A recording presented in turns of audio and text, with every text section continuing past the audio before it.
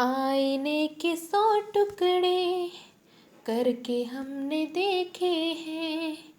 आईने के 100 टुकड़े करके हमने देखे हैं।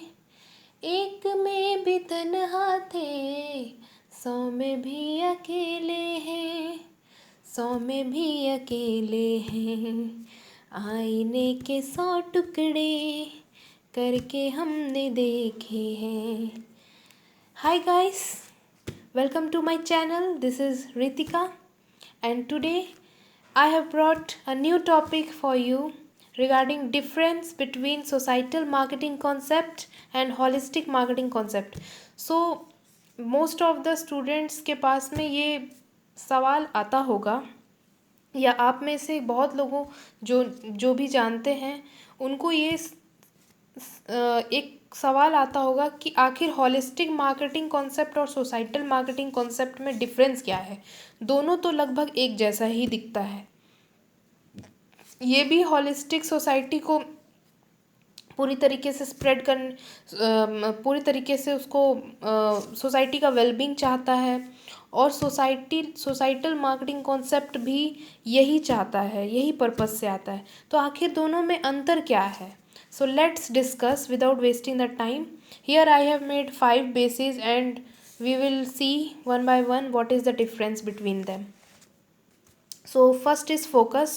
Societal marketing जो होती है, पहले let me introduce societal marketing. मतलब सोसाइटी को कंसीडर करते हुए, सोसाइटी के वेल बीइंग को देखते हुए मार्केटिंग करना, कस्टमर के नीड्स और वांट्स के सेटिस्फेक्शन के साथ साथ सोसाइटी को भी देखना, सोसाइटी वेलबींग, सोशल वेलबींग को भी देखना, इंक्लूड करना, वो होता है सोसाइटल मार्केटिंग सिंपल टर्म्स में।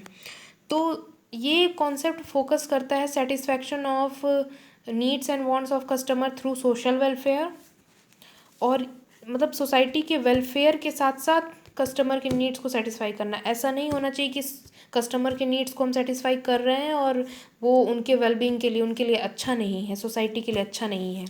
तो ये चीज़ ध्यान रखना है। हॉलिस्टिक मार्केटिंग का फोकस क्या होता है? Everything matters with the marketing.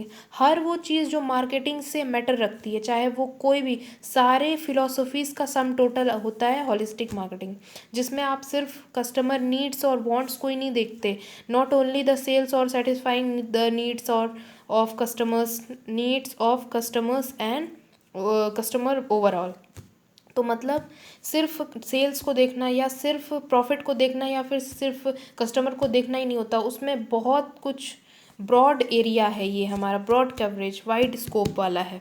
तो इसमें हर वो चीज़ आ जाती है। सिर्फ कस्टमर के नीड्स को आइडेंटिफाई करना, उनको फुलफ़िल करना ही नहीं होता है, ये और भी अदर एस्पेक्ट में इसके बहुत से एस्पेक्ट हैं, जैसे relationship with the all the stakeholders, integrated marketing जिसे हम बोलते हैं, मार्केटिंग डिसीजंस कैसे लेना है, तो उसमें उस एरिया में, उस एस्पेक्ट में भी देखना। और मार्केटिंग, इंटरनल मार्केटिंग ऑल्सो, जिसमें आपको एम्प्लॉयज़ को सेटिस्फाई करना ज़रूरी है। एम्प्लॉय सेटिस्फाइड होंगे तभी वो कस्टमर को अच्छा सर्व करेंगे। और सोशल रिस्पॉन्सिबिलिटी मार्केटिंग, इस मार्केटिंग को भी इंक्लूड करना।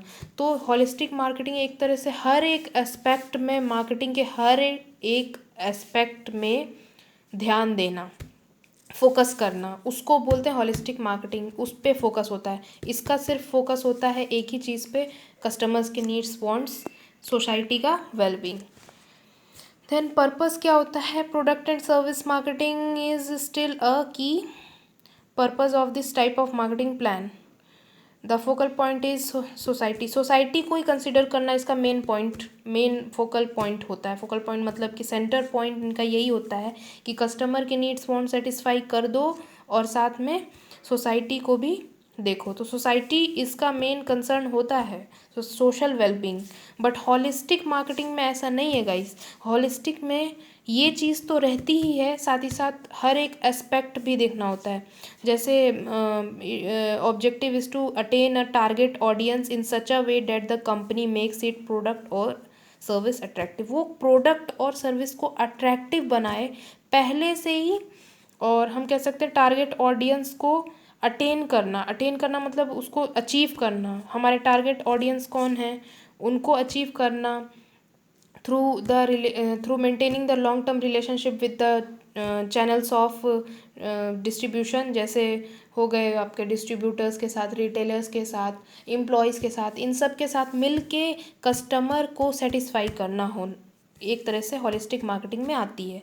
इसमें क्या है कि मार्केटर खुद भी सारे एस्पेक्ट में ना देख के सिर्फ कस्टमर के नीड्स और वांट्स पे ध्यान देते हैं, बट यहाँ हॉलिस्टिक में क्योंकि कस्टमर्स को रिटेन करना है तो हर एक एस्पेक्ट में हर एक एस्पेक्ट से डील करना बहुत ज़रूरी है।